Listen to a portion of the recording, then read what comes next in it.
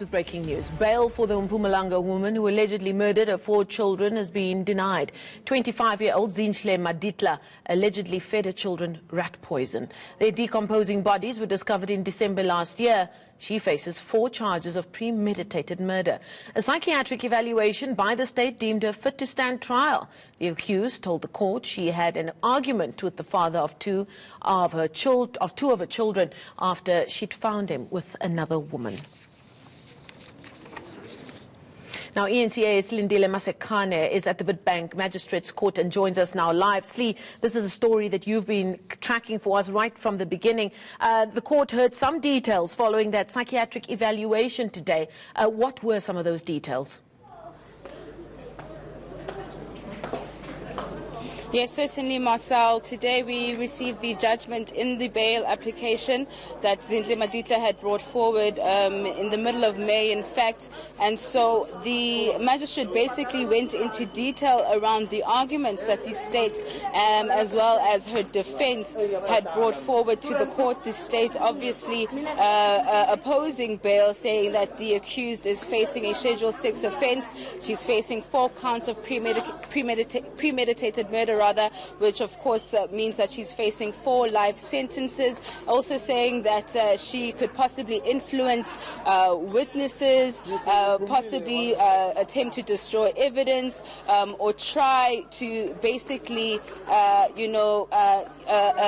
try to influence how the trial will basically unfold if she's released on bail. Of course, her defense also bringing forward the fact that she's a first-time offender, that she's got no previous convictions, and the fact that she has been cooperating throughout the case and during the bail application. But the magistrate really going into detail around the interests of justice, as well as the exceptional circumstances that were really not brought forward by her defense in order for her to be released on bail, because the mere fact that she is facing a Schedule 6 offense means that the onus is on her to bring forward those exceptional circumstances. The magistrate going into detail around the fact that she has been receiving medical care in custody, that has not been hampered. The fact that she was not employed before her arrest means that she will not be facing any financial prejudice.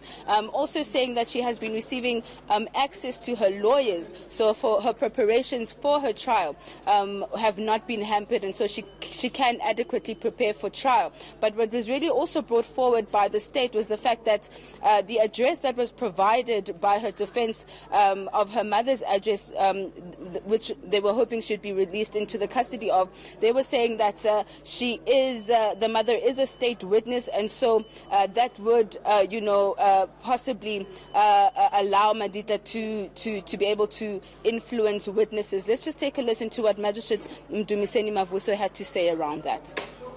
It's likelihood that the accused, if she were released on bail, will attempt to influence or intimidate witnesses or conceal or destroy evidence. It is on record that the applicant is related to some of the state witnesses, who is the applicant's mother and the brother.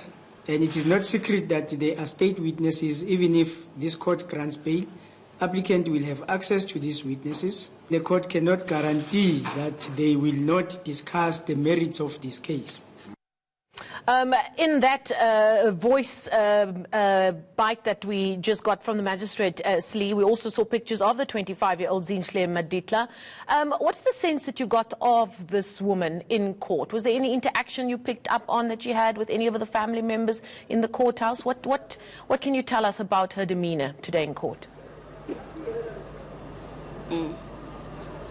Well, her demeanor, Marcel, has really been the same throughout all her court appearances. You know, she really makes an effort because she has noticed, of course, that the case has received a lot of media attention. She does, quickly try to hide her face.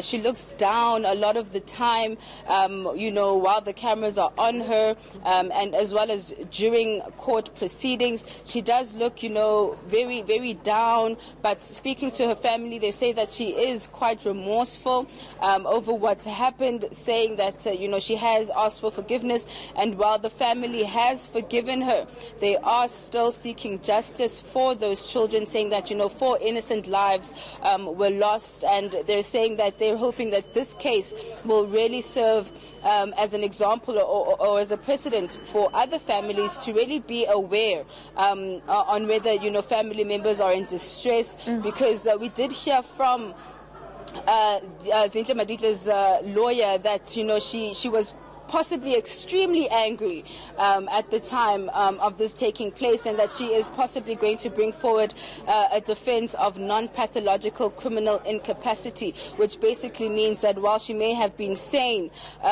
during the murders, that she could have been suffering from some kind of an emotional disturbance. And we do understand that at this point, what she told the investigating officer, that once she had found the father of 2 of her children with another woman, they got into an argument, and in a fit of rage, she then went on to basically go and buy rat poison and then basically feeding her children, which led to the deaths of those 4 children between the ages of 8 and 11 months. So the family is saying that they are seeking justice, and that yes, they have forgiven her, but they are saying that this really shouldn't have happened, and that the family is still really trying to deal with the loss, that they miss the children very much.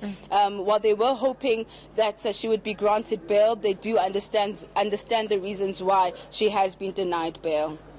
What more did we hear from the family? They've been rather outspoken since these murders did actually take place. In as much as they're going through a grieving process, they've got a loved one who is facing a very, very serious charge.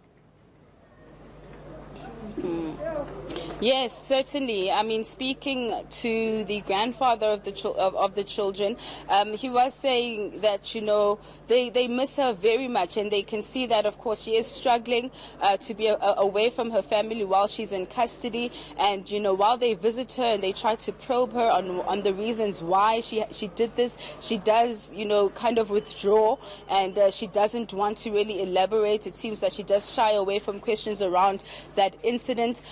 But the family saying that they really are still trying to deal with the loss. They still haven't gotten over the fact that they've now lost 4 children. They were looking forward to watching them grow up, seeing what they're going to become. They miss watching them, playing in the yard. They miss having to, send them to the shops. They miss their laughter in the yard. So that's the message that's come out really strongly from the family, that they've really suffered a huge loss with the deaths of these 4 children, and the fact that Zinhle Maditla is going to remain in custody is also quite a difficult pill for the family to swallow, because they were hoping that she would be released, and so that they could possibly spend some time with her, because as the magistrate stated, it seems the state has a very strong case against Maditla, saying that they aren't only relying on the confession, which the magistrate touched on, saying that the manner in which the confession was obtained is questionable.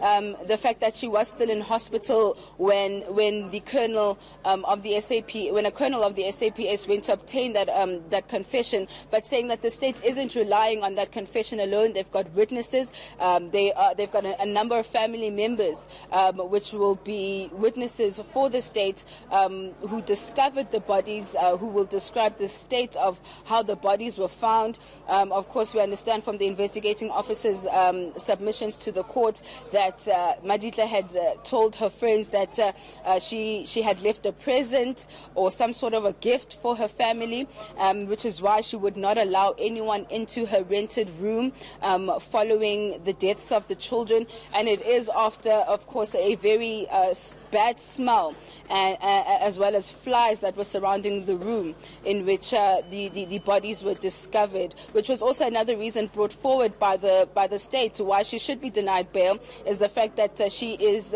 capable of concealing evidence. So there wouldn't be anything stopping her from trying to not only influence witnesses but also try to destroy evidence ahead of the trial.